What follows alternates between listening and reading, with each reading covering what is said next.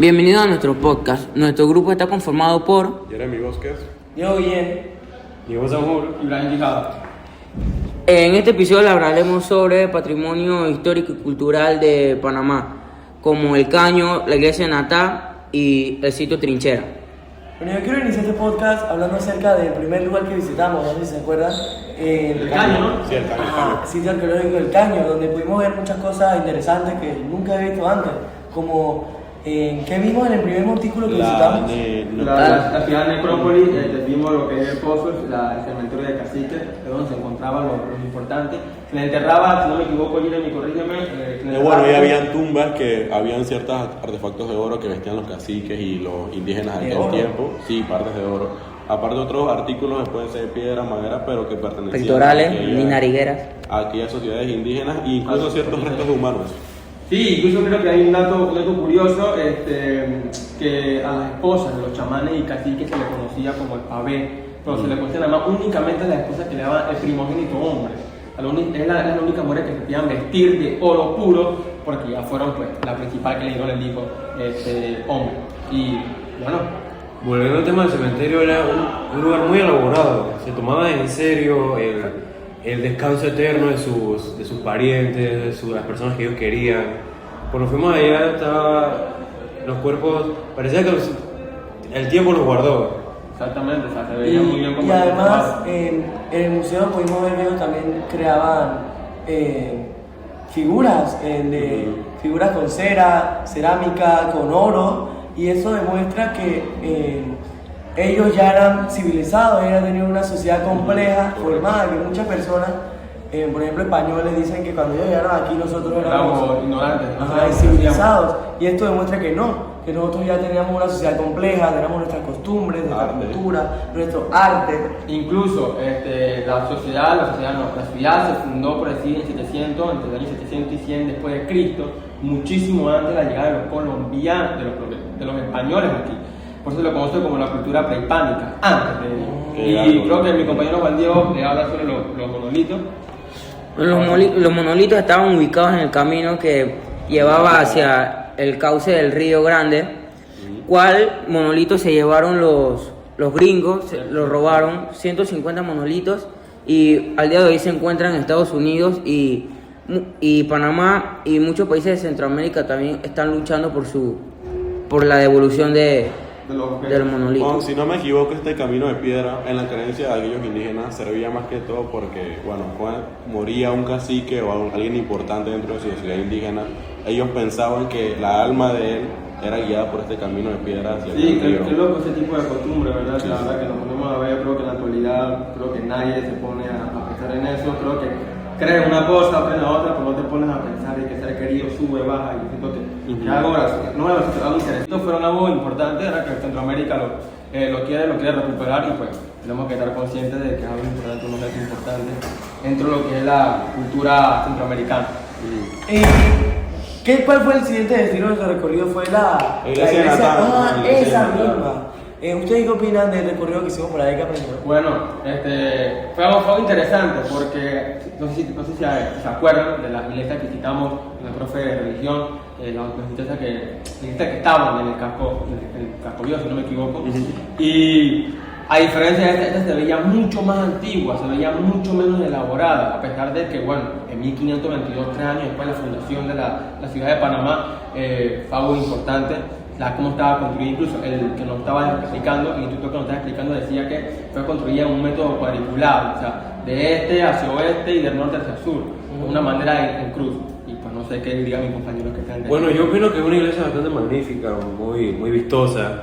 No es tan conocida, primera vez que la conozco, primera vez que voy allá, primera vez que escucho de ella. Sí es conocida por los habitantes de la zona, más no por personas de afuera, no por personas que de la ciudad, de otras partes de Panamá. Pero lo que sí me llamó la atención es que está muy detallada por dentro, cuenta con altares hechos desde Perú, muchos, todavía se encuentran pilastras que las campanas que se decían que fueron mandadas a hacer en Perú y que más o menos el instituto dice que no sabían en qué fecha había terminado la iglesia, pero por hacer la campana se estima de que había terminado en 1690 y tanto. Y bueno, A mí lo que más me interesó de la iglesia, la verdad, fue como el guía nos explicó acerca del estilo barroco que usaba la mayoría de Varios altares que tienen ese estilo. Incluso Muy detallado. lo cuidaban tanto que nos decían que no podíamos tomar fotos con flash porque si no se desgastaba la pintura. Exacto, es verdad, es la razón. Incluso había dos tipos de elementos, tipo de escultura, que era la de barroco y la que era vestida de tela. O sea, que estaba de tela pero no tenía más nada abajo. Que era diferente de otra que era cuerpo completo, que se detallaba todo Parte por parte. los elementos que tenga el santo. Incluso también tocó el tema de San Nicolás, que se le conocía como Santa Claus, que fue un obispo turco que era conocido por traer regalos a los niños. Exactamente, se le conocía como el milagroso. Tiene más de 2000 y está dedicado solamente. Y que gracias a él se creó el mito de Santa Claus. Exactamente. Correcto. Y Dato curioso de esta iglesia, había una imagen de Jesús tallada en madera que por cuestiones de alejadas a las que un ser humano podría hacer, se cayó en una, que la estaban paseando por una calle y se dieron cuenta que el que hizo la imagen de un pergamino, exacto, que se le conocía como la cabeza milagrosa. la cabeza milagrosa, es verdad, cuando se desprendió la cabeza de Jesús del cuerpo, el pergamino decía unas indicaciones de qué había que hacer en caso de que la cabeza se desprendiera del cuerpo, rezar cuántos Padres Nuestros, Ave Marías, para que no pasara nada malo. Y por último, el siguiente destino que visitamos fue el sitio Trinchera, un sitio bastante interesante. Bueno. Nos hablaron de las pasadas glorias de Victoriano Lorenzo. No sé ustedes, pero para mí esa historia era falsa. Yo no creo mucho en eso, siento que uno va a saber dónde caminó exactamente Victoriano Lorenzo. No sé qué sientan ustedes. Y la verdad yo tampoco le vi forma de trinchera, simplemente me parece un sendero y ya.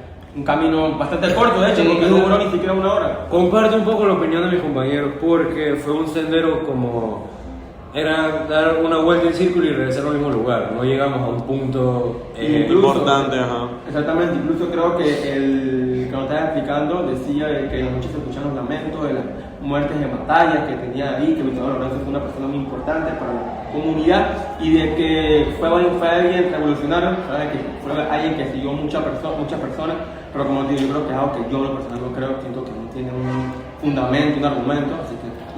Yo personalmente discrepo de su opinión. Yo sí pienso que ese lugar, sí es cierto lo que nos contaron acerca de las guerrillas, pero al final es opinión de cada quien. Yo puedo argumentar que el camino era corto porque no logramos ver todas las trincheras, también es verdad, o puede ser que ustedes tengan razón. Independientemente de eso, por lo menos sabemos que la caminata que hicimos fue bastante entretenida, casi divertida. También aprendimos bastantes cosas que... fuera de eso, aprendimos bastantes cosas de Victoriano Lorenzo que sí con seguridad sabemos que es verdad. Otra cosa importante, otro dato importante es que mientras que caminábamos los senderos veíamos piedras que conectaban con el caño. Fue lo que me explicó el guía que nos llevaba y pues yo creo que, no sé qué opina mi compañero Jeremy. Bueno, independientemente de que haya sido verdad o no, lo siguiente es que no es una opinión sino un hecho, que algo que comparten los tres lugares. Algo que comparten los tres lugares es que, por ejemplo, el caño no se cobra la entrada, de aquella manera que incentiva a las personas a conocer la historia de su propio país.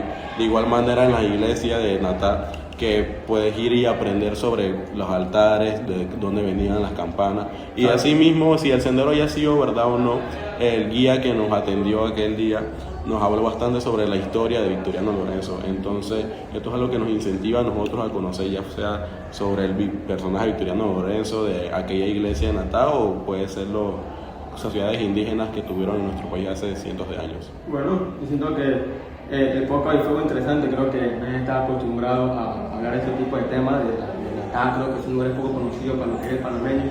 Porque supongo que los panameños conocen la Panamá la Vieja, todo lo que está en todos los lugares más céntricos que hay. Y más turístico. Exactamente, un más turístico y siento que hablar de esto, siento que puede ser algo que hay una exposición para lugares como estos que, a pesar de que tengamos diferentes opiniones de que creamos o no creamos lo que realmente es eso, siento que son lugares interesantes y importantes. Y este podcast es una invitación a que ustedes también vayan a visitar estos lugares, que descubran más allá de la provincia de Panamá, que exploren, que investiguen y que se enamoren de visitar diferentes culturas, lugares, que le enseñen acerca de la historia de nuestro país.